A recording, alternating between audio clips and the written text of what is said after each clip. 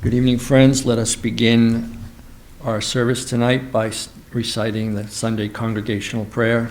The words will be there, shown on the screen. Let us now pray together. We offer our salutations to the all-loving being who endows all beings with consciousness. We meditate on the Lord, who is the origin of the universe. Lord, thou abidest in all. Thou art all. Thou assumest all forms. Thou art the origin and goal of all. Thou art the self of all. Thou art existence, knowledge, and bliss. Salutations unto thee. May the world be peaceful. May the wicked become gentle. May all creatures think of mutual welfare. May their minds be occupied with what is spiritual and abiding. May our hearts be immersed in selfless love for the Lord. Peace, peace, peace be unto all. We'll now have the opening song that will be led by Peter Traversano. The title of the song is Master.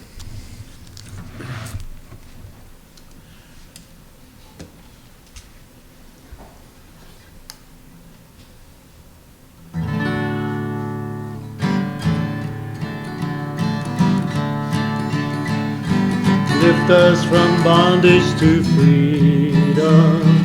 Come to us, show us the way. Lift us from Maya to freedom. We who are struggling today. Carry us over the ocean. Thou who art perfect in all. Carry us over the ocean. Humbly wait for thy call. And Maya must not claim us, Maya must not bind us. When you come, you'll find us with a throne in our hearts for thee. Show us thy wondrous face, walk with us close by our side. Grant us thy wondrous grace. Remove us from falsehood and pride, and Maya must not claim us, Maya must not bind us. When you come, you'll find us with a throne in our hearts for thee. Lift us from bondage to freedom. Come to us, show us the way. Lift us from Maya to freedom, we who are struggling today.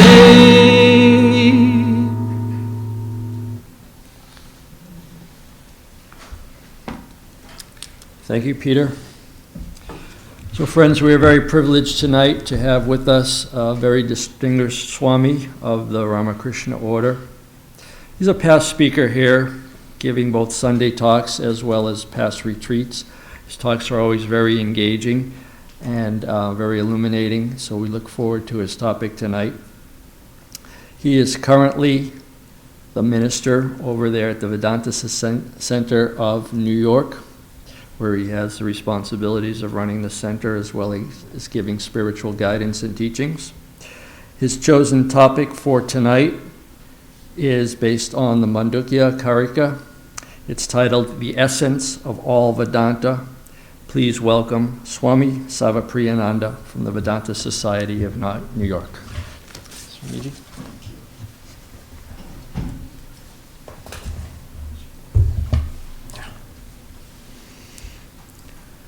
Om Asato Ma Sadgamaya Tamaso Ma Jyotirgamaya Mrityurma Amritam Gamaya. Om Shanti Shanti Shanti. Om, lead us from the unreal to the real. Lead us from darkness unto light. Lead us from death to immortality. Om, peace, peace, peace. Good evening, everybody. It's good to be back here. Vedanta, as I'm sure you have heard innumerable times, is the philosophy based on the Upanishads, the most ancient of texts, the final teachings of the Vedas. In fact, just before coming here, I was reading Walden, just skimming through it, because you are here, right next to Walden, Thoreau. He says that I begin my days by bathing my intellect in the stupendous philosophy of the Gita, he says. He had the finest collection of Indian philosophy books on this side of the Atlantic, 45 books in all. When he passed, those books went to Emerson. The Gita itself is based on the Upanishads. In fact, one verse about the Bhagavad Gita says it's the essence of the Upanishads. Upanishads are like the cows, and the Gita is like the milk of the cows.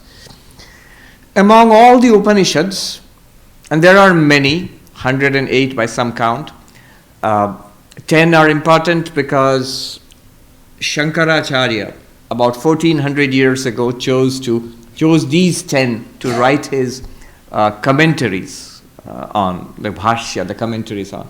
And these commentaries on the Upanishads form the foundation of Vedanta, of Advaita Vedanta.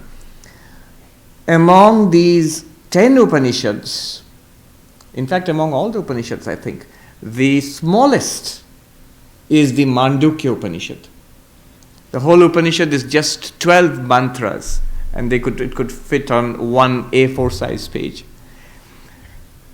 It's the smallest, and it's the most powerful. It's something that goes straight to the heart of the Upanishadic teaching, the heart of non-dual teaching. In fact, there's a cute story about it. It seems that Hanuman asked Sri Rama, how do I get liberation, spiritual freedom, moksha?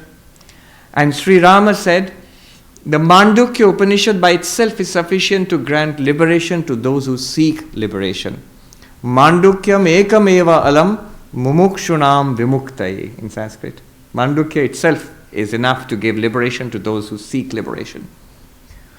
And then he goes on, Rama in the story goes on to say that if you do not get liberation, enlightenment by the Mandukya Upanishad, he gives a list of 108 Upanishads there itself. And this story you find in the Muktika Upanishad, in another Upanishad. So if you want a shortcut, if you don't want to do the whole 108, I think Mandukya is your best hope to get enlightenment. And the Mandukya Upanishad, it's small, but the way it is usually studied is it's embedded in a larger text called the Mandukya Karika, which is what I referred to here. The Mandukya Karika, the subject today, based on the Mandukya Karika. So the Mandukya Karika is a larger text where the Mandukya Upanishad is embedded in it. And the Mandukya Karika is composed of Sanskrit verses composed by Gaudapada Acharya, the guru of Shankaracharya's guru. Shankaracharya's guru was Govindapada, and Govindapada's guru was Gaudapada Acharya. And his main claim to fame is, other than being the guru of Shankaracharya's guru, is this text, the Mandukya Karika, which he wrote in 4 chapters. The first chapter includes the Mandukya Upanishad in its entirety and is a commentary on the Mandukya Upanishad, and 3 other chapters which are composed just of the verses authored by Gaudapada. So 4 chapters. And on these 4 chapters, on the Mandukya Upanishad itself and the 4 chapters composed by Gaudapada, Shankaracharya has written a commentary on all of this. So one way of studying the Mandukya is to study the Upanishad with the Karika and the commentary of Shankaracharya. In fact, most of the books that you find, not all, but many of the books that you find are all of this together. And there are further sub-commentaries. Anandagiri has commented on the commentary of Shankaracharya, on the commentary of Gaudapada, on the Mandukya Upanishad. And so there are sub-commentaries and sub-commentaries and so on. Till today, people are still writing about it. That little Mandukya Upanishad, less than 1 page. Shankaracharya, in the beginning of his commentary on the Mandukya, he says, these 4 chapters, which means the 4 chapters of the Mandukya Karika, are the essence of all Vedanta. Sarva Vedantartha Sara Sangraha Bhutam Prakarana Chatushtayam Idam. The 4 chapters which follow are the essence of the teaching of the entire Vedanta. So that's how important the Mandukya is. What does the Mandukya say? Like all the Upanishads, it has one message, the same message. You know, the famous sentence from the Chandogya Upanishad, that thou art. Your reality is the reality of the universe, the ultimate reality of the universe, tat tvamasi, that thou art. Call it Brahman, or a little more loosely if you call it God. Our really, I think Meister Eckhart, the German mystic in the medieval ages, put it so beautifully. He said, the ground of my soul and the ground of God are one and the same. So, this, at the core, you and the universe are one divinity. So this truth, this is taught in all the Upanishads. This is the conclusion of all the Upanishads. And it's taught in different ways. And the Mandukya Upanishad is no exception. It teaches the same truth, but in its own unique, very powerful way, which is what we shall talk about now. What does the Mandukya Upanishad do? How does it approach this truth? It says, like all the Upanishads, the truth is to be understood, enlightenment is possible by looking at yourself, by finding out what you are. The question, who am I? Or even more precisely, what am I? Ramana Maharshi, the sage of Arunachala, was famous for putting this question all the time. Anybody who would go to him, his only advice was, his solution to all problems was, whatever you ask him, he will say, who is asking this question? Or who am I? He would put it in different ways. Somebody came and asked him a question, and he said abruptly, go back the way you have come. And that person thought he was being asked to go away. That's not what he meant. From where you have originated, trace yourself back to that. In fact, there's a very funny story about somebody who was of a devotional bent of mind and who did not like this approach, this philosophical approach. So he said to Ramana Maharshi that I am devoted to Narayana. So is that all right? And the sage said, yes, that's all right. Oh, it's all right. So after death, will I go to Vaikuntha, the highest heaven, the abode of Narayana, the literally heaven, go to the abode of God. Will I go to Vaikuntha? Yes. Oh, I will. And will I have the vision of God there? Will I have the vision of Narayana there? Yes, you will. Oh, I'll see God. And will Narayana see me? Yes, he will. Oh, God is going to see me. Yes. And will he speak to me? Yes, he will speak to you. He'll speak to me. What will he say? What will he say? He will say, find out who I am.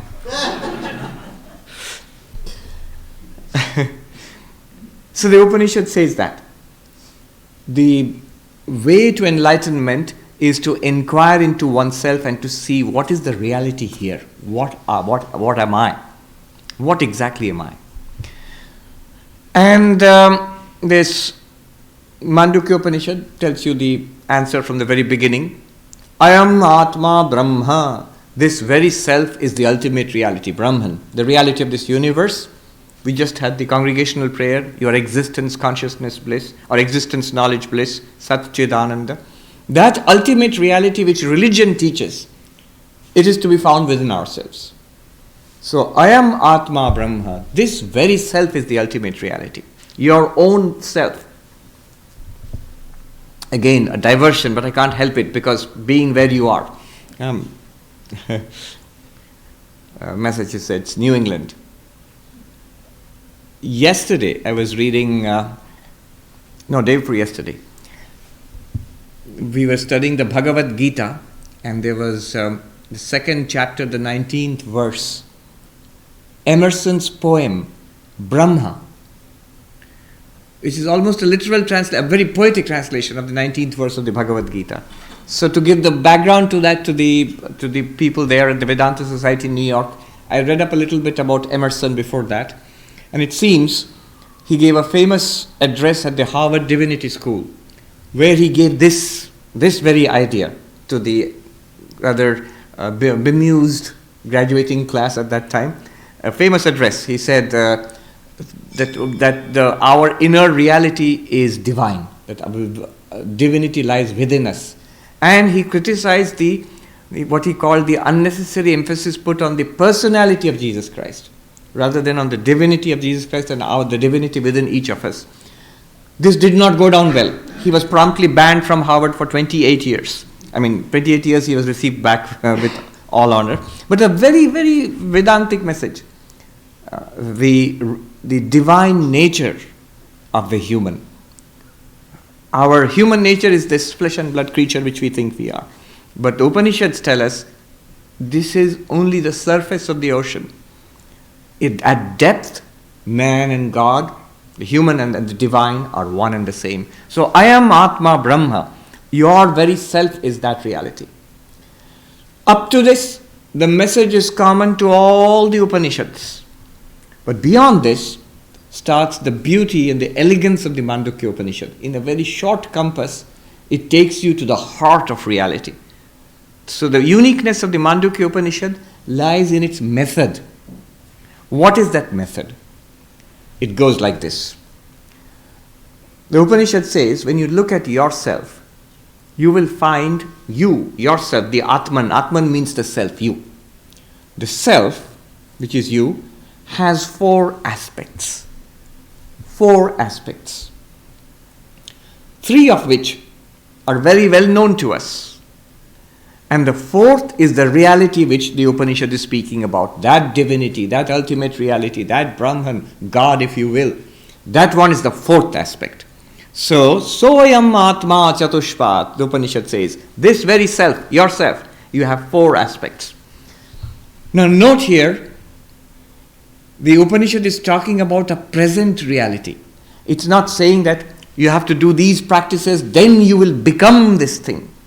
It's not saying that you will have to go to a place called heaven, Vaikuntha, like the devotee said, or the Christian heaven or some place, and then you will get it. Not a place.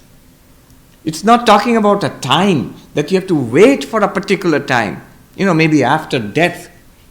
No. Right here, right now, and you, what we are. If you investigate, you will find you have 4 aspects. The 4th one is what Mandukya is going to talk about. What Mandukya wants us to learn. The 4th one. But to reach the 4th one, 3 steps are given. Or 3 things which we already know are pointed out. By noticing that, the Mandukya says, right here, right now, you can realize that divinity within, that infinite within. So this is a tremendous promise.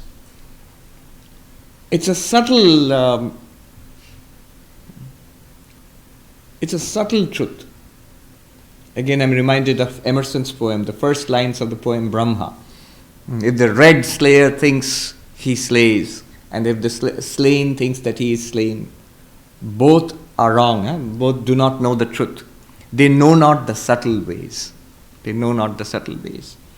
So this is a very subtle truth. That's why it's sometimes a little difficult to understand what they're trying to say, but it's also a very simple truth. So today we'll see whether the Mandukya way works or not. We have maybe about half an hour to attain enlightenment. All right. So what are these 4 aspects, 3 aspects known to us, and the 4th one which the Mandukya wants us to know? The 3 aspects are the very well-known waking, dreaming, and deep sleep. Notice that the most common aspect to us, the most common feature of our life is this, right now. You are awake, hopefully, and this is called the waking state in which you are the waker, and here is a life. You're waking, the world of your waking, the waking world. Waking world means the world which you experience in the waking state. This world. Here you are the subject, and here is the objective world before you which you are experiencing. And you say, yes, so? Notice something about this state. Here, what is happening is that we are aware that through our minds and our bodies, our sense organs, we are externalized. So I'm translating the original Sanskrit of the Upanishad. We have an externalized awareness. In Sanskrit, it's called Bahish Pragya. Externalized awareness means we use our eyes to see something out there. We use ears to hear sound from outside, touch, smell, taste. A physical world surrounds us of people and animals and trees and stars and planets and quarks and quasars. This is the universe, the waking universe, the universe of the waking state. And very soon we fall asleep. Every day we do. And sometimes even during the Vedanta class also we do. And we go into an entirely different aspect. We are all familiar with it. We never pay attention to it. Something amazing happens. The waking universe disappears before us. Even our own body, which we consider to be, this is who I am. When it's pointed to us, what are you, who are you, we point here. Here is what I am. But this itself, look at the magic of this. Every day we experience it. Your body, the anchor of your life, it disappears from your awareness. Completely. That you are asleep on the bed, you've forgotten. You're not experiencing that at all. You're experiencing a different world. Maybe you are taking a walk by the river and there are people and it's daytime, whereas in the world of the waking, in this world, in the gross world, your body is sleeping on a bed. That is completely lost sight of, and you have a new world of experience. And when we wake up, not during the dreams, but when we wake up and we look back upon our dreams, what do we say? It was all in my mind. I was dreaming. It was all imagined in my mind. But there also, you were there in your dream, right? In the dream, you are there. You are a person there in the dream. You're doing things and talking with other people. All of it is in your mind. So the dreamer and the dreamer's world in the dream state. And very soon we slip away from that. That also stops. Shut down. Quiet. Blankness. Deep sleep. Where you are not aware of your own individual existence, you are not aware of an external world, nor are you aware of dreams conjured up by your mind. None of it is there. It's a uniform blankness. Deep sleep. We experience that. And again we come back into this waking state. And say, so what? What have we gained by this exercise? I remember about 12 years ago in the Himalayas, I had a monk told me a story which I never forgot, and I've repeated it many times since, but it's very apt here. We used to, around this time, before it got dark, we used to take a walk along the mountainsides. Magnificent scenery, the river Ganga flowing by, narrow and fast below us, and the Deodar forests around us, the towering mountains with glaciers running down, and the sun beginning to set. And we would walk until it grew too dark and cold. And this monk told me a story. He was a great Vedanta scholar. He told me the story in Hindi, which I have had occasion to repeat many times in different parts of the world. The story is of the Emperor Janaka. The Emperor Janaka, he goes to sleep one night in his royal bedchamber in his palace. All is well with the empire. Then somebody knocks on the door. He comes to with a start and says, "What's wrong? Enemy is attacking." Maybe I've told you, you have heard the story maybe. The enemy is attacking. We must go and defend the empire. And the emperor says, "Bring on my armor and my bow and arrow, call out the army." And they go out and there's a fight against the invader, but unfortunately the poor emperor, he loses the battle. He is captured, his empire taken over, and the invader exiles him from his own empire, what was his empire the day before. And poor Janaka, he stumbles from place to place and finally crosses over the border to the next kingdom. And he is depressed. He was an emperor the day before and now he's nobody. Worse than nobody. And tired and hungry and wounded from the battle. And he asks for some food. And there's like a soup kitchen. And people are giving out food. It's khichdi actually in the story there. So And with trembling hands, he takes the bowl of the food, which is ladled out, the poor food for the poor people there, and he brings it to his lips, and the kite, which is circling around, swoops down and knocks the bowl from his hands. It goes rolling in the dust, and poor Janaka cannot take it anymore. He falls on the ground, crying out, "Alas, I am undone." That's not what the monk told me. In Hindi, he said, "Ha ha kar karte hue." Now, the funny thing is, ha ha in Hindi means exactly the opposite of what it means in English. In Hindi, it means alas, not ha ha. So anyway, to put it briefly, he cries out, "Alas," and he falls on the ground, weeping, and he sits up on his bed, his heart hammering, and you know what has happened.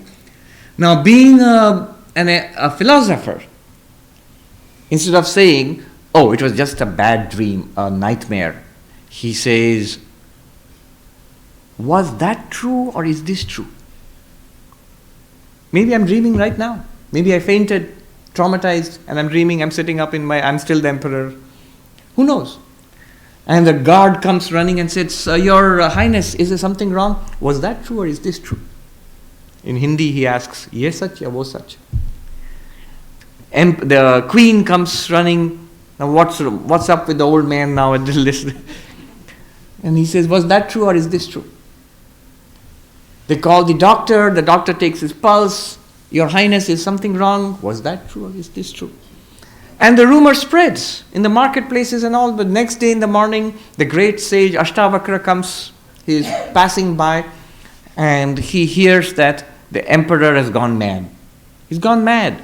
He keeps saying, "Was that true or is this true? What is that and what is this?" It's not very clear. But he keeps saying this. And he won't, and then the business of administration has come to a standstill. So the sage decides to pay his friend. The emperor is his friend because they discuss philosophy together. So he wants to pay his friend a visit. And because he is an omniscient sage, he knows what has happened. The dream and everything, he knows it. So he goes to the court and he can see nothing is happening in the court. The emperor is sitting there and the officials are all confused because whatever they ask the emperor, he says, "Was that true or is this true?" So the sage says, "Oh emperor, how are you today?" And the emperor says, "Was that true or is this true?" Now the sage knows, Ashtavakra knows what he means. So he says, "Emperor, that defeat, that humiliation, that trauma, rolling in the dust, hungry, neglect, all is lost. All of that, is it here now? Is it here now?" The emperor says, as if coming out of a stupor, "No, none of that is here now. And this power, this security, this pomp, this wealth, all of this, was this there at that time? When you saw that? That defeat?" He says, "No, it wasn't." "Then, O emperor, neither this is true nor that is true. Na yes such, na wo such." He wasn't expecting that, nor are we expecting this. A sudden turn in the... What do we normally say? This is true and that was just a dream. But the sage says, neither this is true nor that is true. And the emperor is stunned. This is what in India we call Maya. All of this is Maya. So the emperor is stunned. He says, "Then is nothing true?" That is not true. This is not true also. In that case, is nothing true. And the sage says, "Emperor, that is not true. But did you experience it? If I ask you, it was a dream, all right, but did you see it? Even if it's a dream, did you see it?" We all have to say, "Yes, we saw it." So did you see it? Were you there? That is false. But were you there? Did you experience it? Yes. And this is also false. This is an appearance. But are you experiencing it now? You can't deny that you are experiencing it. So the emperor says, "Yes." So you were there and you are here. Yes. Then in that case, emperor, neither this is true nor that is true, but you are the truth.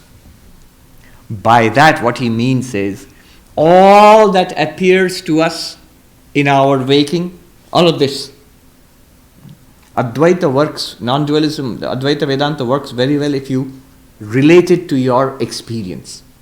Whatever experience you are having now.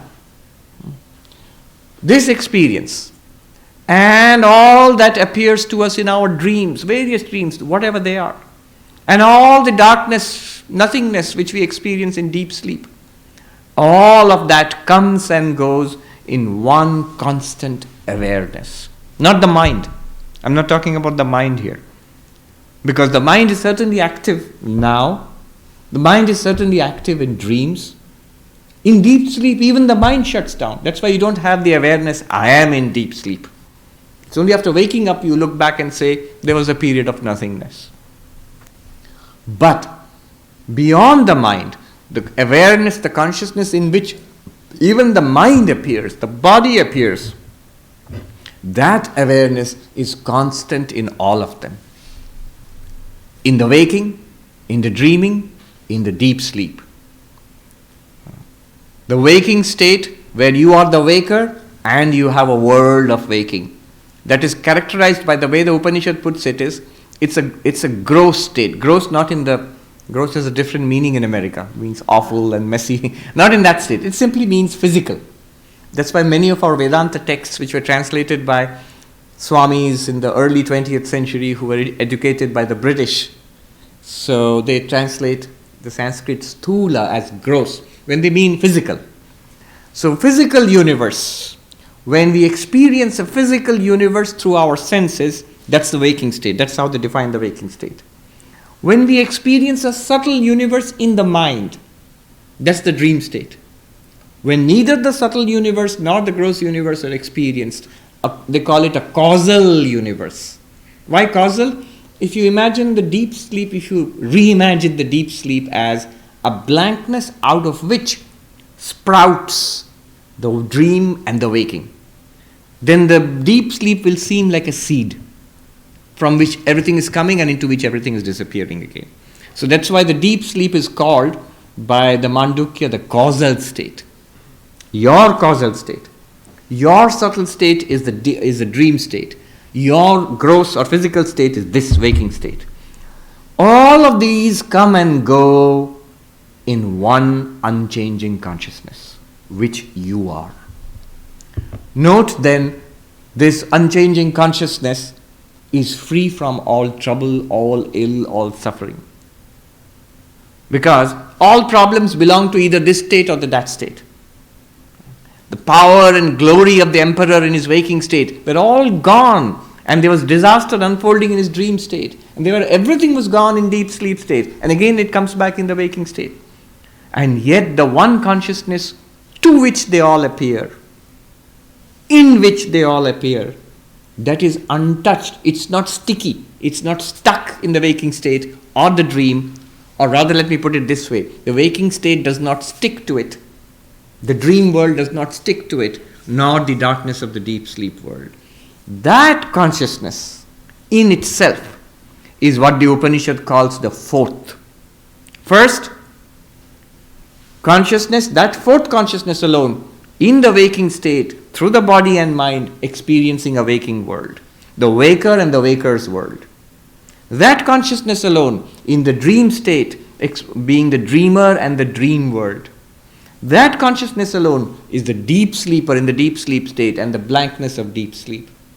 In itself, it's neither the waker, nor the dreamer, nor the deep sleeper. That is called the fourth.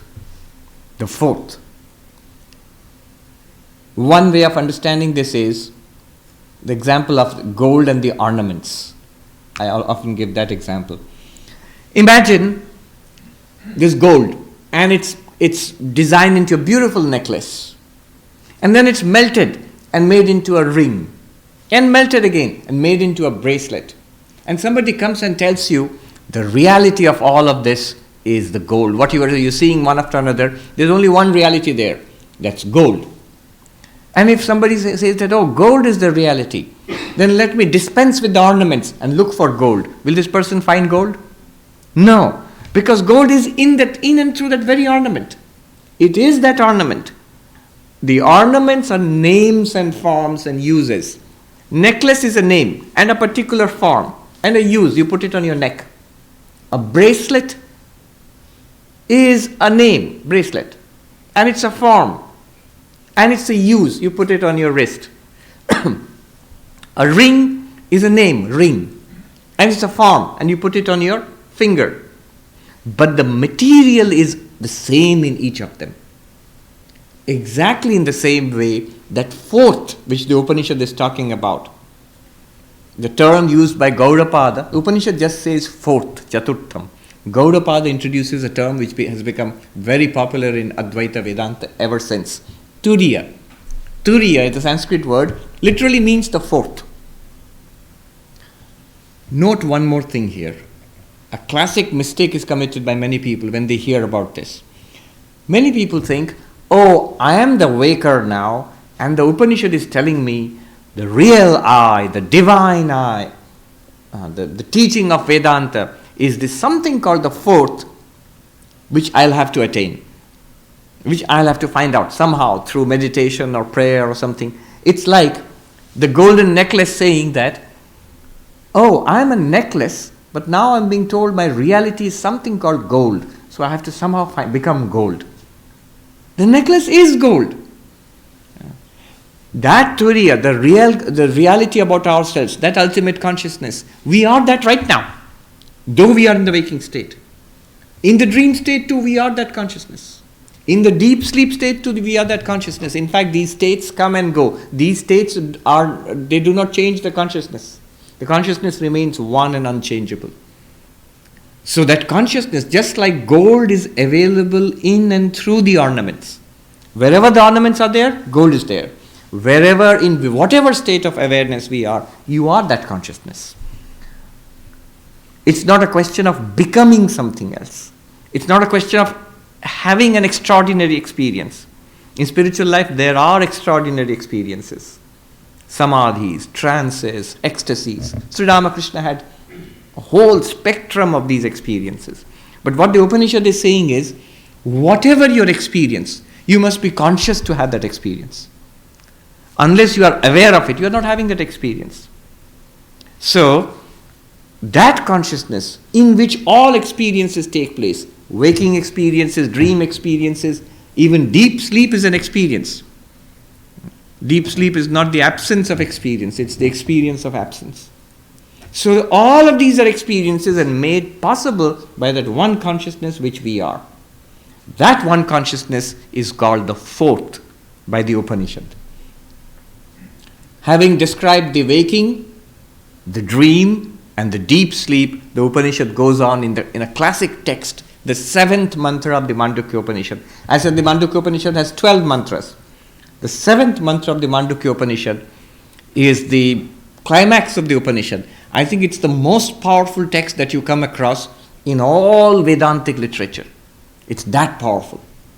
It describes the pure consciousness, that fourth. What is it in and of itself? What is the nature of what is the answer to the question, what am I? Who am I? So that is given in that seventh mantra. I will chant the seventh mantra and talk a little bit about it, and then we'll bring it to a close and we can take question answers. The seventh mantra goes like this.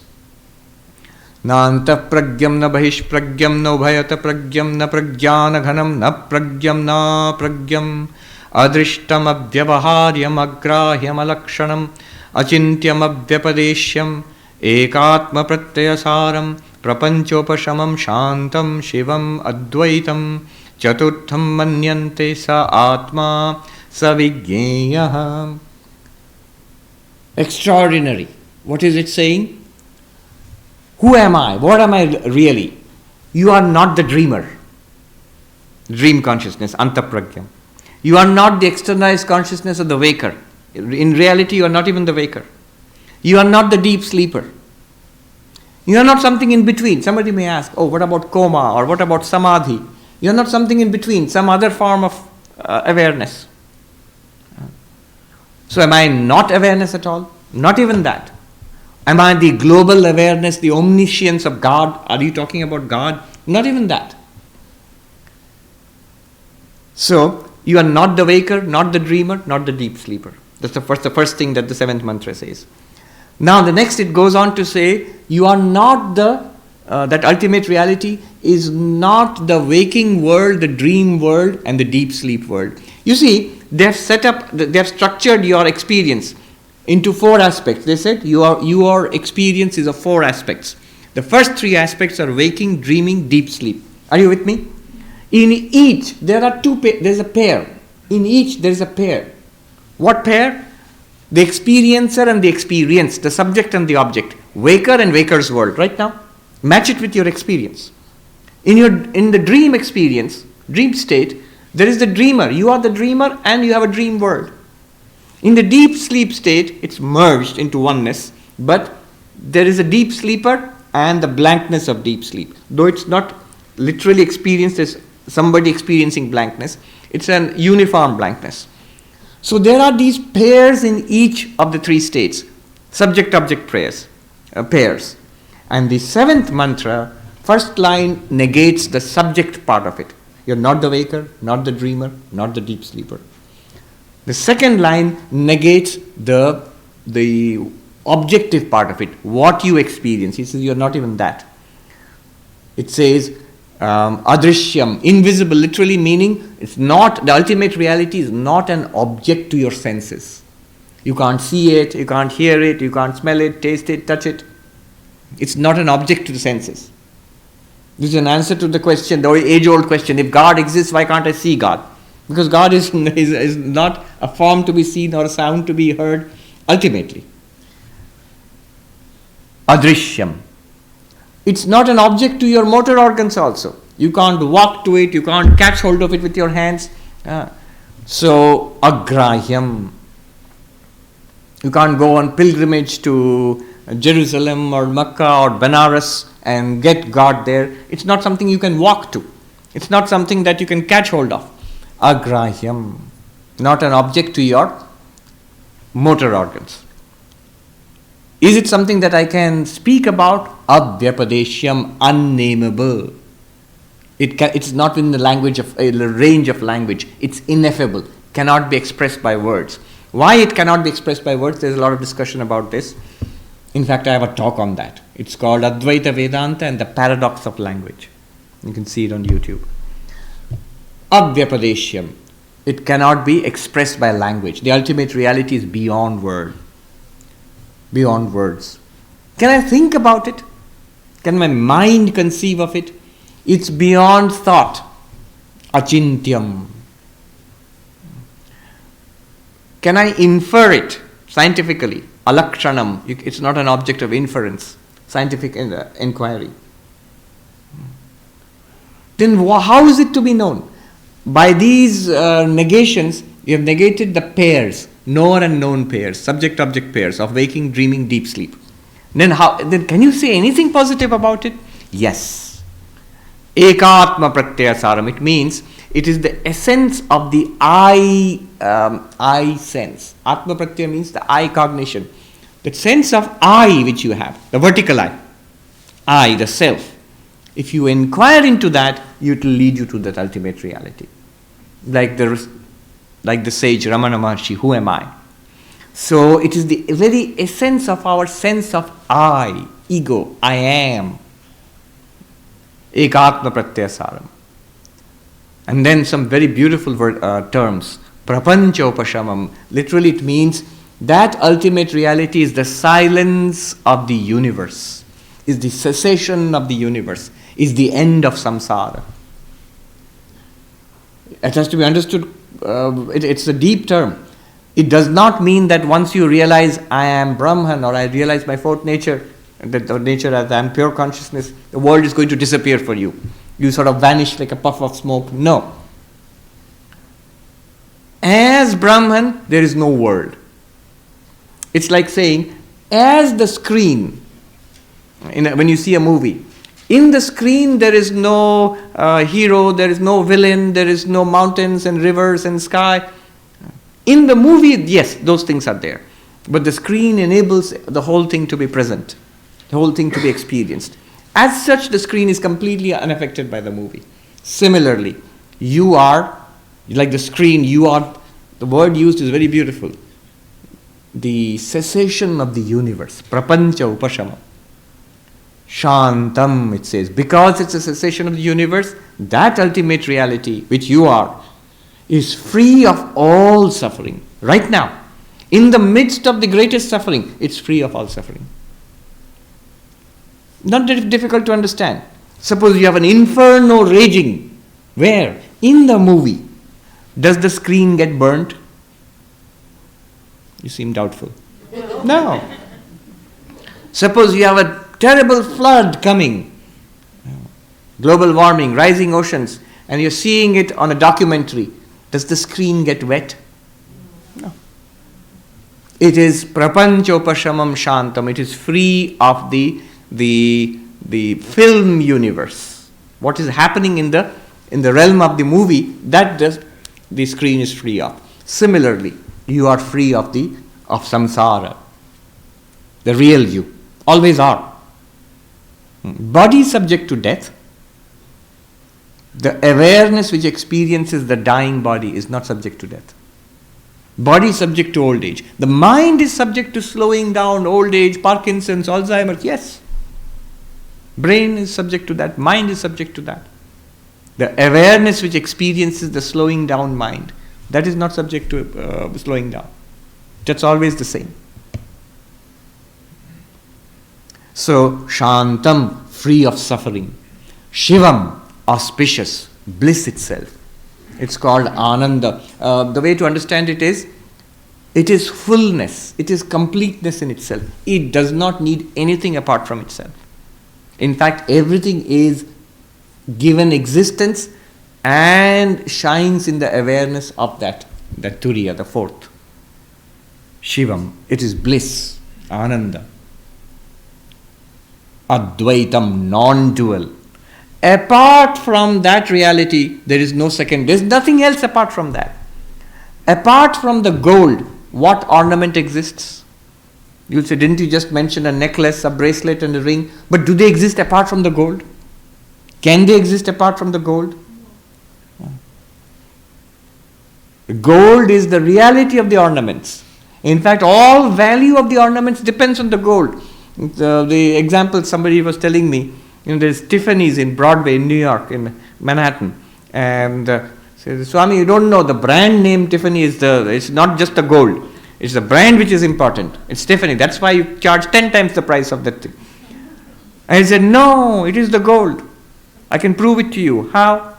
If I go to Tiffany's and I say, you keep the brand, I'll let you keep the sticker also. Let me take the gold away from your ornaments. Nothing remains. Will the sticker float in the air? Will it have any value? Nothing. Yes, the brand has a value, but it stands on the material called gold, on the substance reality called gold. Similarly, this entire universe has no second existence apart from you, that fourth aspect, that pure consciousness. Apart from that, there is no other reality. Advaitam, non-dual. Non-dual means no second reality. Which also means, a corollary would be, in that case, whatever we consider to be real here must be in some sense that one, that reality, that pure consciousness which you are. Everything that you see, it can't be other than that. If the ornaments cannot be other than the gold, whatever we experience in the waking, dreaming, deep sleep must be in some sense that pure consciousness. Non-dual, Advaitam. This is the fourth, Chaturtham. You should ask me a question. Swami, you're contradicting yourself at every step. Didn't you just say it is non-dual?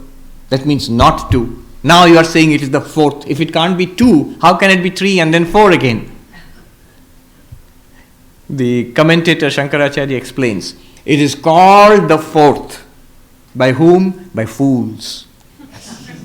Upanishad itself calls it the fourth. But why? It's a method of teaching. It's not the fourth, it is the one.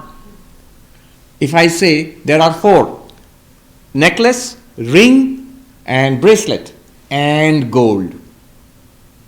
Really speaking, there is only gold, which appears as a necklace, which appears as a bracelet, which appears as a ring. Is it not true? How many are there? If you count the ornaments, 3. If you count the underlying gold, 1. And the ornaments are not to be counted apart from that. They are the same thing. Similarly, this entire universe is not a second reality apart from you, the pure consciousness. But with respect to waker, dreamer, deep sleeper, you, the pure consciousness, can be called fourth as a methodology of teaching. In fact, I have a subject coming up in a couple of weeks. Vedanta as pedagogy. Vedanta as a method of teaching. So it's the fourth, but it's a method of teaching. By drawing your attention to you, the waker, right now, by drawing your attention to you in your dreams and drawing your attention to whatever you are in your deep sleep, we're trying to discover the ground of these experiences, which is the fourth. But really speaking, the one. You might say at this point, still, this is very nice, but why should I bother? And the Upanishad says, Sa Atma, what we are speaking about here is you. Now you can't say, why should I bother? It's about you. And only about you. Sa Atma, it's you we are speaking of. Sa Vigneyaha, it has to be realized. Not just heard about, not just understood, but as a living truth. As I say, I am Swami standing here and speaking with that confidence or greater confidence, I should be able to say, I am the underlying consciousness of all experiences. I am the fourth. I am pure consciousness. Very good. Thank you very much for giving me a patient hearing. I stopped a little early so that we can take questions. If you're not enlightened yet, yes. There's somebody who is not enlightened. Still not enlightened, yes. So, I understand what you're saying intellectually. Yes. So I think what we're shooting for is the fact that we're not the experienced, we're the experiencer. Yes. That seems to be a very subtle reality. What can we do in our daily practice, in our daily experience to bring this awareness more fully to our consciousness? All right, I'll tell you. Watch this carefully. What you can do is this. You can notice it. You're asking, what can I do to know that the necklace is gold? What can the necklace do in its daily practices to know that it is gold? It can notice it. Its attention is stuck on the name necklace, on the form of the necklace and the use of the necklace. But somehow the attention is not going to the underlying substance, which is gold. Now let me ask you. You understand what is meant by the waker? You, the waker right now? Now, will you say that I understand what is the waker intellectually or I understand it viscerally, in reality? Let's say I understand it viscerally. You would understand it viscerally. It's a living reality that I am the waker. And when you look back upon your experiences as the dreamer and whatever it is in deep sleep, those also were lived experiences. Now, this what we just learned now seems to be an intellectual appreciation, a kind of a philosophical framework, not a visceral reality. Isn't this what you're asking? Exactly. Now, think about it and tell me, why is it not a visceral reality? What are you expecting? It's not a visceral reality to me because what you're talking about is it's a subtle reality. It is. Very difficult to grasp it when we're used to the more gross world. Yes. So this is the first objection, that we are used to the gross world. It's difficult to grasp. You know why it's difficult to grasp? Though it's present all the time. It's present. That ultimate reality which you are, that fourth, is present all the time. It's present now. But why is it difficult to grasp? Because here is the big difficulty. There are two difficulties, but here's the first one. And then we'll come to the second one. Once you surmount the first obstacle, the second one will present itself. The first one is difficult to grasp. Why? Consider what we grasp. We grasp objects. We grasp sights, sounds, smells, tastes, touch. We grasp thoughts, ideas, emotions, memories. Even thoughts, ideas, emotions, memories are objects. Why are they objects? Aren't you aware of them? Then they are objects to you, the awareness. You are the experiencing awareness, and those are objects. Every bit about your identity as the waker, this person, is an object to you, the awareness. So, we are used to grasping objects. And what we had talked about just now, the fourth one, is not an object. In fact, it's the only thing that is not an object. Everything else is an object to what? To it. To you, that fourth, the pure consciousness, everything else in your life, even the person you think yourself to be, that's also an object to it. You see what I'm saying? Yes. An analogous problem would be, I see all these things, I grasp all these things with my eyes. What do the eyes do? I see it all. Only thing it does not see are the eyes themselves. Now, how do I know that I have got eyes, that these are not theoretical? If you tell me, I'll say the gong and the person and the chair, I understand. But you are saying that there is something called the eyes. I understand you intellectually, I understand you theoretically, but viscerally I don't think I am the eyes. Why? Because I can't grasp the eyes. But the very fact that you are seeing things, every seeing is possible because of the eyes. In fact, in every seeing, two things are revealed. The object that is seen and the seeing eyes. When I see the gong is revealed to me, and so are the eyes. Not as an object, but as the seer of the gong. When you see the chair and the gong are different. The chair is revealed to me, but so are the eyes. Because the eyes are the seer. Now you have to use it like that. In every experience, which experience? Seeing, hearing, smelling, tasting, touching, thinking, loving, hating, meditating, disturbed mind, calm mind, relaxed mind. In every aspect, every experience, external experience, internal experience of the mind, in every experience there are objects. What are they appearing to? Objects are not floating in space. They are floating in awareness. Don't try to objectify that awareness, because it's not an object. Once you begin to see that it's not an object, it's not out there. All objects, whether mental or physical, are out there to it. From its perspective, they are out there. Or in itself, or shining in itself, if that's a more accurate thing. Then the next obstacle will come. If it's not an object, and all our lives we have been used to perceiving objects, external, internal, then the immediate doubt comes, it doesn't exist. The problem will be the void, emptiness, nihilism, nothing. I can even conceive of and believe in a God if you tell me to believe in it. But this one seems to be nothingness, the absolute nothingness. It is not, it is the fullness actually. Once you overcome that next last barrier of nothingness, then you realize it's infinite existence, infinite being, infinite light. In its being, the entire universe has its being. In its light, by its light, everything is lit up. That shining, everything shines. By its light, everything is lit up. The Upanishad. Tameva bhantam manubhati sarvam tasya bhasa sarvam idam vibhati. By its light, everything is lit up. Not as a poetic expression. It's a direct fact I'm reporting to you about yourself right now. And you should be able to say, you're right. It's true. This is the way to go. Thank you. Yeah. I'll come to you. Yes. Hi. I can think at times in my life I wasn't as good as gold. To be pure gold, there would have to be a willingness to be pure gold. So,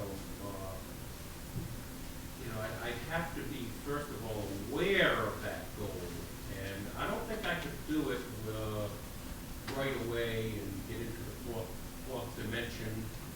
I like to call it the fourth dimension or whatever, or the first dimension. So what could be the steps to get to there? Okay.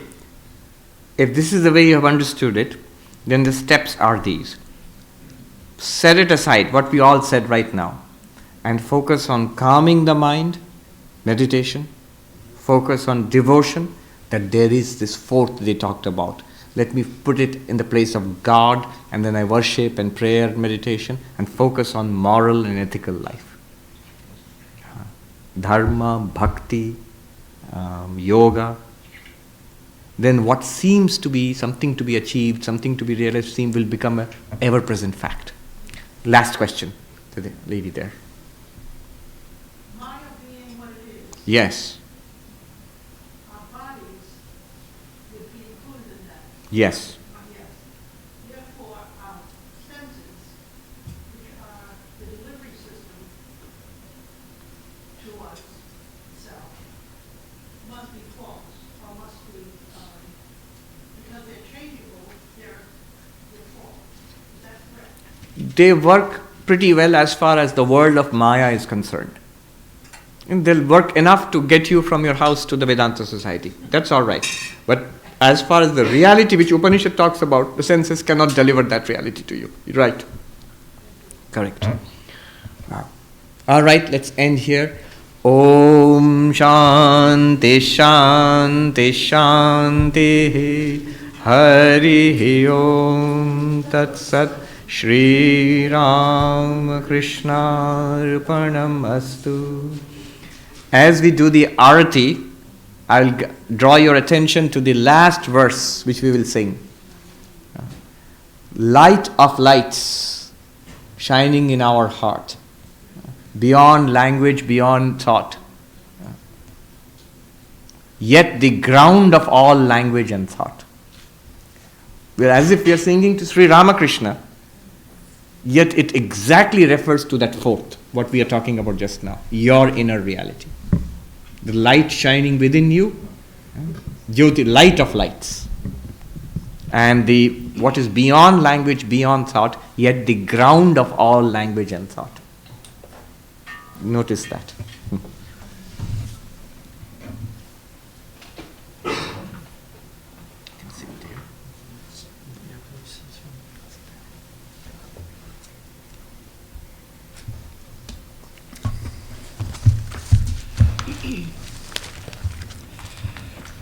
So thank you to Swami Sarvapriyananda for a very engaging and illuminating thought on the Mandukya Karika. For the announcements for the week, this coming Tuesday and the following Tuesday, the talk will be given by Professor Sukhdyan Sengupta. On this coming Tuesday, it'll be pilgrimage sites associated with Sri Ramakrishna. This coming Friday, there is no class. However, you're still invited to attend for the arati and meditation sessions, as well as the morning session. So we're still open. There's just no class on Friday. Next Sunday is a congregational sharing of spiritual thoughts by the group, and we look forward to that presentation as well. There's an upcoming retreat on December 8th by Swami Yogatmananda from 9:30 to 5 p.m. And the topic is Kingdom of God is Within You. You can register now up until November 30th to get the discounted rate. If you register after November 30th, you'll pay the full rate. After the RT, you're welcome to come downstairs for soup supper, and per our tradition, on your way down to soup supper, you'll have the opportunity to greet Swami Sarvapriyananda over in the corner by the bookstore there. So with that, let's do the closing prayer, and then we'll have arati. May the Divine, who is Father in heaven of the Christians, Holy One of the Jewish faith, Allah of the Muslims, Buddha of the Buddhists, Tao of the Taoists, Great Spirit of the Native Americans, Ahura Mazda of the Zoroastrians, and Brahman of the Hindus, lead us from the unreal to the real, from darkness to light, from death to immortality. May the all-loving being manifest unto us and grant us abiding understanding and all-consuming divine love. Peace, peace, peace be unto all.